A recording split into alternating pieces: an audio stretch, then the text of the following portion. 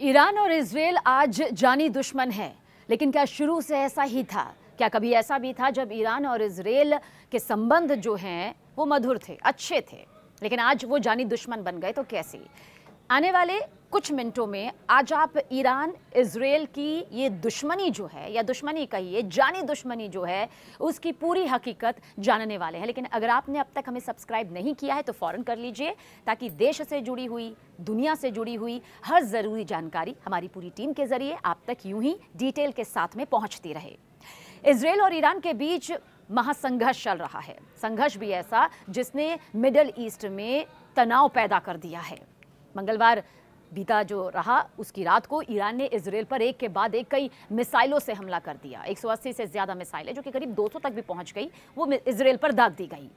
Iran की, आपको बता दें, इस्लामी रिवोल्यूशनरी गार्ड कॉर्प्स यानी कि IRGC ने कहा कि यह हमला हमास के पूर्व प्रमुख इस्माइल हानिया, हिजबुल्लाह के चीफ हसन नसरुल्लाह और IRGC के कमांडर अब्बास निलफिरोशन की मौत का बदला लेने के लिए किया गया। दोनों देश, ईरान इजरायल, आज एक दूसरे को देखना तो बहुत दूर की बात है, एक दूसरे को पूरी तरह से खत्म करना चाहते हैं। आज स्थिति ये है जहां पर हर देश एक दूसरे के साथ कदम से कदम मिलाकर आगे बढ़ना चाहता है, तो कुछ देश ऐसे भी हैं जो एक दूसरे के खून के प्यासे बने हुए हैं, जिनमें से ईरान और इजरायल एक हैं। दोनों देशों के बीच का ये महाटकराव दशकों पुराना है, लेकिन हमेशा से ऐसा नहीं था। हमेशा से दोनों एक दूसरे के जानी दुश्मन नहीं थे। ये दोनों देश किसी जमाने में एक दूसरे के बहुत करीबी हुआ करते थे।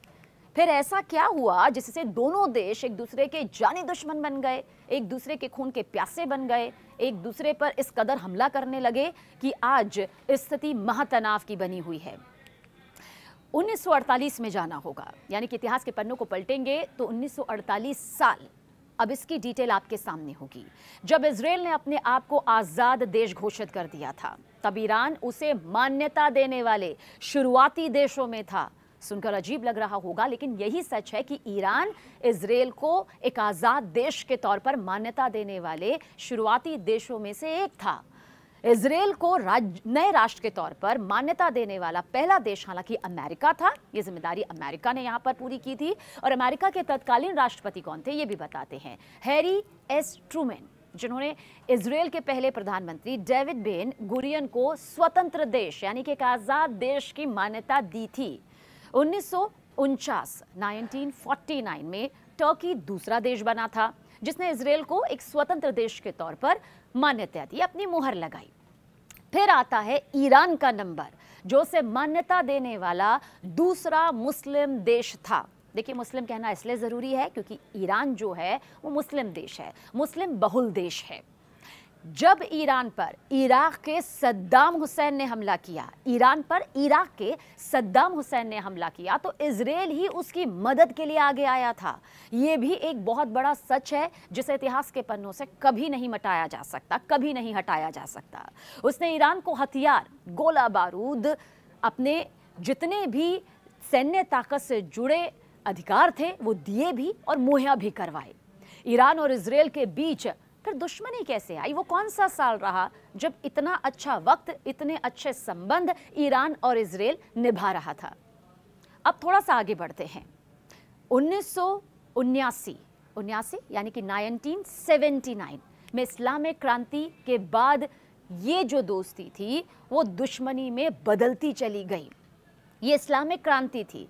इस क्रांति के पहले ईरान पश्चिम एशिया में इजरायल का एक बहुत बड़ा सहयोगी था। इस्लामिक क्रांति से पहले ईरान में राजशाही थी। शाह मोहम्मद रजा पहलवी के शासनकाल में ईरान और इजरायल के बीच आर्थिक, सैन्य और कूटनीतिक ताल्लुकात बहुत ज़्यादा मजबूत थे। ये कोई दिखाने भर के नहीं थे, वाकई बहुत मजबूत थे। लेकिन 1979 यानी कि 1979 में आयतुल्लाह रूहुल्लाह खुमैनी की अगुवाई में ईरान ने इस्लामिक क्रांति यहां पर की, जिसके बाद दोनों देशों के जो ताल्लुकात थे, संबंध थे, वो समीकरणों के तौर पर पूरी तरह बदल गए। ईरान में जब पहलवी राजवंश का शासन था तो उसे मिडिल ईस्ट में अमेरिका का खास सहयोगी भी माना जाता था। इजरायल के साथ उसकी नज़दीकी थी, और ये नज़दीकी और की एक बहुत बड़ी वजह भी थी। लेकिन ईरान में सत्तानशी होने के बाद अयातुल्लाह खुमैनी की सरकार ने इजराइल से सारे रिश्ते अपने ख़त्म कर दिए। अयातुल्लाह खुमैनी ने अमेरिका और इजराइल के खिलाफ देश में नफरत का माहौल बनाने का काम किया। ईरान ने इजराइल से कूटनीतिक संबंध तक तोड़ दिए जो कि बहुत ज़्यादा मजबूत थे, और उनके नागरिकों के पासपोर्ट पर प्रतिबंध भी लगा दिया। लेकिन ये नफरत यहीं तक नहीं रुकी। ईरानी सरकार ने राजधानी तेहरान में इजरायली दूतावास को जब्त कर फिलिस्तीनी लिबरेशन ऑर्गेनाइजेशन यानी कि PLO को इसे सौंप दिया गया। ये घटना हुई, पूरी दुनिया ने देखी, और दोनों देश एक दूसरे के कट्टर दुश्मन बन गए। यानी कि जो राहें कभी साथ साथ थी, साथ चला करती थी, आज कदम एक दूसरे से अलग हो गए। इजराइल को शैतानी शक्ति बताया गया। जी हाँ, ईरान की सत्ता संभालने के बाद अयातुल्लाह खुमैनी ने इजराइल को इस्लाम के दुश्मन के तौर पर पूरी दुनिया के सामने पेश करना शुरू कर दिया। यहाँ तक कि खुमैनी ने इजराइल को शैतानी शक्ति घोषित कर दिया, जिसने ये बता दिया कि अब चाहकर भी ये दो राहें कभी मिल नहीं सकती हैं और ये कट्टर दुश्मन हो गए। ईरान ने इजराइल के खिलाफ फिलिस्तीनियों के संघर्ष को खुलकर अपना समर्थन भी देना शुरू कर दिया। यानी कि उसके घर में आकर उसी के जो माहौल का फायदा ईरान ने उठाया, और इसके साथ ही ईरान ने हमास और हिजबुल्लाह जैसे संगठनों को, जिसे आतंकी संगठन माना जाता है, इजराइल से लड़ने के लिए हर मुमकिन मदद भी देनी शुरू कर दी। ईरान का परमाणु जो कार्यक्रम था, अब उसे भी समझिए, क्योंकि इन सब वजहों से ईरान और इजराइल के बीच की जो दुश्मनी है और भी ज्यादा बढ़ती चली गई। लेकिन 2000 के दशक में एक नया मोड़ आ गया। ये क्या नया मोड़ था, इसे अब आप समझिए।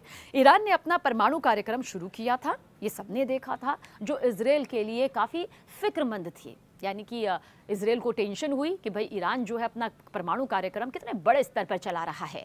इजराइल को दरअसल हमेशा से ये खौफ सताता था कि अगर ईरान परमाणु हथियार विकसित कर लेता है, इससे लैस हो जाता है, तो ये उसकी सुरक्षा को लेकर बहुत बड़ा खतरा होगा। और ये चिंता और ये फिक्र लाजमी भी थी। परमाणु कार्यक्रम को लेकर दोनों देशों के बीच की ये तनातनी वक्त के साथ बहुत ज्यादा बढ़ती चली गई। इजराइल ने कई बार ईरान को उसके परमाणु ठिकानों पर हमला करने की धमकी तक भी दी। इजराइल नहीं चाहता था कि मिडिल ईस्ट में कोई देश परमाणु संपन्न हो। अब आगे बढ़ते हैं। साल 2012 आया। साल 2012 में ईरान के परमाणु वैज्ञानिक मोहसिन फखरीजादेह की हत्या कर दी गई। मोहसिन फखरीजादेह, जिसकी हत्या को जब यहाँ पर अंजाम दिया गया तो उसके बाद बड़े स्तर पर हलचल मची। ईरान ने इस हत्या का आरोप इजराइल की खुफिया एजेंसी मोसाद पर लगाया था। मोसाद, अब इसके बारे में हमने कई वीडियोस बनाए हैं, पूरी जानकारी मोसाद के बारे में दी है। कितनी बड़ी खुफिया सीक्रेट एजेंसी है जो अपने दुश्मन को चुन चुन कर मारती है। और दोनों देशों के बीच कोई सीधी जंग नहीं हुई, ये भी आप समझिए। ईरान और इजराइल के बीच अब तक कभी सीधे सैन्य टकराव नहीं हुआ कि दोनों मैदान में उतरे और एक टकराव जो है अब हार जीत को लेकर होना शुरू हो गया हो। हालांकि दोनों देशों के बीच अप्रत्यक्ष टकराव कई बार हो चुका है, चाहे वो हिजबुल्लाह, हमास, हूती के लड़ाकों के जरिए हो या फिर इजराइल के जरिए हो। ईरान और इजराइल ने कई बार एक दूसरे पर कई छुपे हुए गुप्त हमले भी किए और यहाँ तक कि साइबर हमले भी किए हैं। इजराइल ने स्टक्सनेट नाम की एक साइबर हमले में ईरान के परमाणु कार्यक्रम को बहुत नुकसान पहुंचाया था। इसे किसी भी देश पर अब तक का सबसे बड़ा साइबर हमला माना जाता है, जो इजराइल के जरिए ईरान पर हुआ था। देखिए, सीरिया में सिविल वॉर के दौरान दोनों देशों के बीच अप्रत्यक्ष तौर पर कई झड़पें हो चुकी है। जैसा हमने कहा कि भाई मैदान में सीधे तौर पर एक दूसरे पर भले ही हमले ना हुए हों, लेकिन गुप्त रूप से, चाहे वो साइबर तौर पर हुआ हो, चाहे फिर वो अप्रत्यक्ष तौर पर हो, कई बार ये झड़पें हो चुकी है। ईरान सीरिया में बशर अल असद की सरकार का समर्थन कर रहा था। इजराइल उसके खिलाफ हवाई हमले कर रहा था, तो आमने सामने आना लाजमी रहा। इसके अलावा ईरान ने हमास और हिजबुल्लाह को हथियार देकर इजराइल के खिलाफ जिस तरह से एक बेहद खतरनाक स्थिति पैदा कर रखी है, दोनों देशों के बीच की ये दुश्मनी जो है वो जानी दुश्मनी में तब्दील हो गई और यहाँ पर हो गया वर्चस्व की लड़ाई, वजूद की लड़ाई। सऊदी अरब की ताकत काफ़ी ज़्यादा थी इस क्षेत्र की जिसका हम जिक्र कर रहे हैं।